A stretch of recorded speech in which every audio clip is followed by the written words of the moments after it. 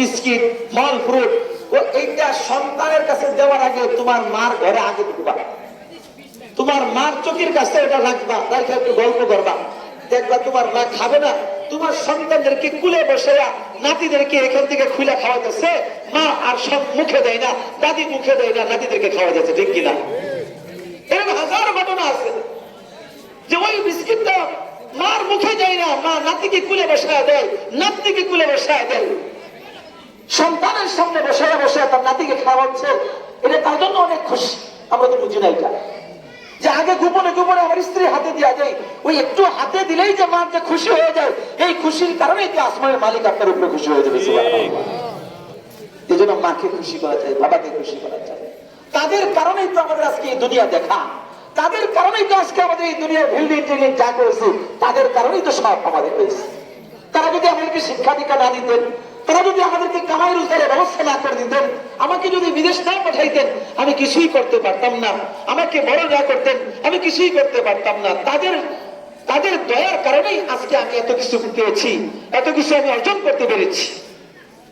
এই জন্য আমরা আমার ঘরে যে মা আছে, বাবা আছে, এদের দিল ভরে আমরা খেদমত করবো। রাজি আছি না ইনশাল্লাহ? সবাই রাজি আছি না ইনশাল্লাহ? যাদের ঘরে আছে খেদমত করবো, যাদের মা বাবা ঘরে নাই তারা কেমনে করবো? যাদের মা বাবা ঘরে নাই তাদের খেদমত করার সুবিধা আছে কেমনে? মা বাবা কি কি কাজ করতেন, ভালো ভালো কাজ, ওইগুলা সন্তান করবে। মা অনেক সময় দেখা গেছে কিছু মানুষ খাওয়াইতেন, কিছু লোকদেরকে রোজার সময় হাদিয়া দিতেন, কিছু লোকদেরকে গিফট করতেন, কোন মসজিদে দান করতেন, কোন মাদ্রাসায় দান করতেন, কোন মিসকিনদেরকে দান করতেন। বাবা মা যে ভালো ভালো কাজগুলো করছে, আমিও যদি ওই কাজগুলো করি তাহলে আমার মা বাবা কবর থেকে খুশি হয়ে যাবে, সব পাইবে, এইটাই মা বাবার খেদমত হয়ে যাবে। সুবহানাল্লাহ। এগুলো আমরা করবো ইনশাআল্লাহ। আমার ঘরে যদি মা বাবা থেকে খেদমত করবো, যদি না থাকে তাহলে তারা যে ভালো ভালো কাজগুলো করছে আমরাও সেইগুলো করার চেষ্টা করবো। রাজি আছেন ইনশাআল্লাহ? আমার মা বাবা অনেক টাকা রেখে গেছে, অনেক সম্পদ রেখে গেছে, এই সম্পদ শুধু আমি ভক্ষণ করবো এরকম না, তাদের জন্য বছরে বছরে একটু দান করা। কোটি টাকার সম্পদ রাখছে, বছরে কমসে কম 10-20 হাজার, 40-50 হাজার টাকা তাদের জন্য দান করা। দান করলে কি হবে?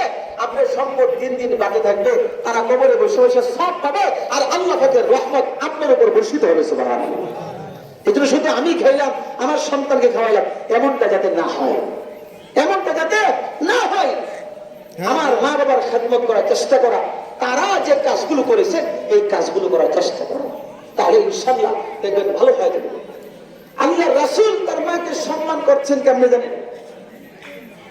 হযরত আবু বকর সিদ্দিক রাদিয়াল্লাহু তাআলা বলেন, আল্লাহর নবীর পাশে আমরা একদিন বসা ছিলাম, হঠাৎ করে আল্লাহর নবী গায়ের চাদরটা জমিনের মধ্যে বিছায় রাখলেন। আবু বকর জিজ্ঞাসা করলেন, ইয়া রাসূলুল্লাহ, আপনার গায়ের চাদরটা জমিনের মধ্যে কেন বিছাইলেন? জানো না, জানো না, আমার দুধ মা হালিমাতুস সাদিয়া রাদিয়াল্লাহু তাআলা আনহা আসতেছেন। আল্লাহু আকবার। আল্লাহ নবী যেই মহিলার দুধ পান করেছেন তার সম্মানার্থে নবীর গায়ের চাদরটা জমিনের মধ্যে বিছায় রাখছেন। হালিমাতুস সাদিয়া রাদিয়াল্লাহু তাআলা আনহা আসার পরে আল্লাহর নবী বলেন, আপনি এই চাদরের মধ্যে বসেন। সাহাবারা আশ্চর্য হয়ে গেছেন, নবীর কেমন সম্মান, মায়ের দুধ মায়ের কেমন সম্মান। নিজের মা তো বেশি দিন পাই নাই, ছোট্ট কালে ইন্তেকাল করেছে, দুধ মার সম্মান আল্লাহ রাসূল এমন করেছেন।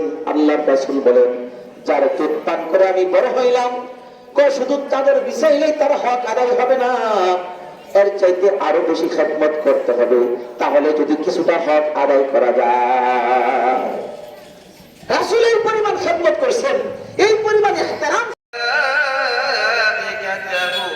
يصلون على النبي يا أيها الذين آمنوا صلوا عليه وسلموا تسليما اللهم صل على محمد وعلى آل محمد كما صليت على إبراهيم وعلى آل إبراهيم إنك حميد مجيد اللهم بارك على محمد وعلى آل محمد كما باركت على إبراهيم وعلى آل إبراهيم إنك حميد مجيد محمد की आई कुफर के मिटा